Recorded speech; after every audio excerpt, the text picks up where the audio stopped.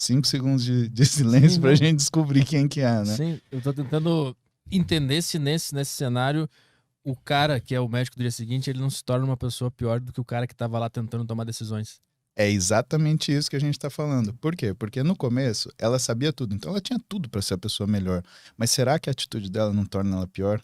Então é a circunstância. É isso que faz. Não é o indivíduo em si, é a circunstância que define isso. Exatamente. Saquei, eu entendi agora o que tu quis dizer. Mas eu te perguntei sobre quem te inspirou. E aí tu trouxe o lance dos amigos. É, Qual é o caminho? o caminho é o seguinte. As pessoas que me inspiraram são pessoas que, assim, me conhecem como eu sou e se você perguntar pra elas, elas vão te falar com toda a tranquilidade do mundo quem eu sou. Sem se preocupar, porque elas sabem que ah, elas sabem a pessoa que elas criaram, né? Então, meu pai, minha mãe, são todo o esforço que eles fizeram para trazer para mim uma cultura de ser uma pessoa positiva, de, né, encarar as dificuldades da vida e, assim, a custo próprio deles. Sabe, Arthur? Meus pais são separados, né? E desde que eu tinha muito tenra idade, 2, 3 anos de idade, né? Mas algumas coisas, hoje, eu sendo pai, eu olho e eu percebo o quanto foi valoroso isso. Por exemplo, eles nunca falaram mal um do outro pra mim. Nunca. Eles nunca se desentenderam na minha frente. Eles nunca se desdisseram. O que sua mãe falou? Então tá bom. O que seu pai falou? Então é isso.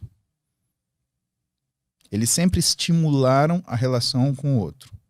Porque eu vivendo com um e vivendo com o outro, esporadicamente, eu via diferenças no que era uma estrutura familiar. Poxa, viver eu e minha mãe era uma coisa. Viver meu pai, a esposa dele, Heloísa, que é minha mãe de criação também, né, era uma coisa completamente diferente. E ambos percebendo que eu via essas diferenças, eles não se davam aquele tentação de falar, tá vendo? Isso tá errado, isso é assim, ou aqui é melhor. Pelo contrário, eles explicavam as condições que aquilo existia e a forma que a gente vivia.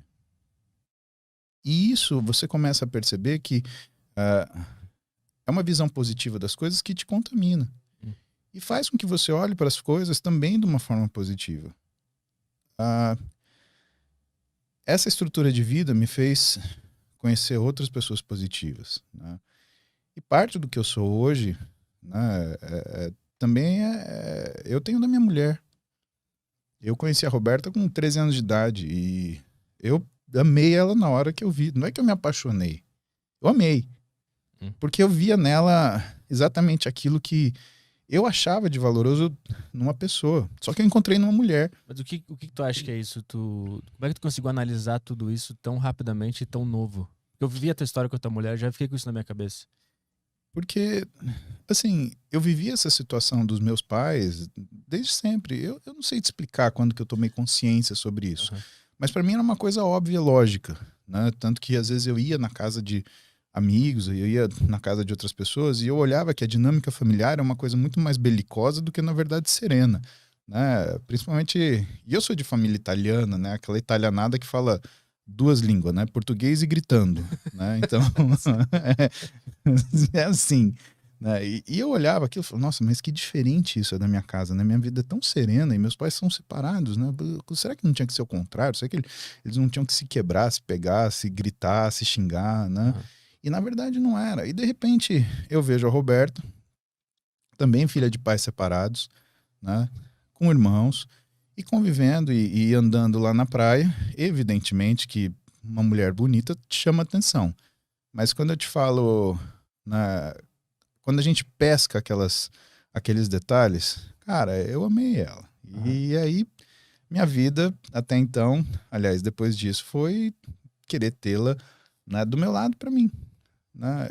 E assim, depois de tanto tempo de admiração, de relação, sabe? É difícil falar até que ponto ela não tem influência pelo que eu tô te falando agora. Cara, é impressionante. Às vezes eu consigo pensar o que ela tá pensando. É muito louco isso. Então a tua família é a principal ferramenta que te fez sem quem tu é hoje? Porque normalmente, eu falo por mim, assim, por outros jovens que eu conheço, a gente precisa sempre de uma referência externa por as nossas famílias serem tão quebradas, né? A maioria das pessoas tem a família quebrada, o pai vai embora, ou não tem relação boa com a mãe, e nos resta buscar referência em ídolos, em músicos, em artistas. E eles que nos fazem, nos guiam o caminho de como seguir nessa vida, né? Pra ti, quem fez esse papel foi a família. Porque a minha família também me referenciou. Então. Então, eu acho que uma das coisas mais importantes da educação que eles me deram, Arthur, foi que eles me mostraram as pessoas que tinham valor. Então, o meu pai, conforme eu crescia, ele me apresentava, olha, isso daqui, essa situação, essa pessoa, esse tipo de coisa. A minha mãe, por outro lado, dentro da visão dela, as mesmas coisas. Então, meus pais, eles não foram ausentes no sentido de procure os seus modelos. Eles me apresentaram meus modelos. Olha, eu admiro isso aqui. O que você acha disso? E eu acho que isso é uma coisa que é importante porque tem coisa que o pai não pode falar, né? Ou que, não que invalide quando o pai fala, mas o crescimento nosso, né? Pelo menos quem estuda parte de comportamento, desenvolvimento, né? Fala que o adolescente, por exemplo, né? Primeiro ele tem uma cisão com aquilo que é o comportamento da família. Ele tem uma aproximação de um grupo, ele desenvolve uma identidade compartilhada, por isso que é tão importante a gente ficar de olho quem está andando com os filhos da gente, né? E que depois de um tempo, ele vai desenvolver a identidade dele próprio, né? E, portanto, o que acontece?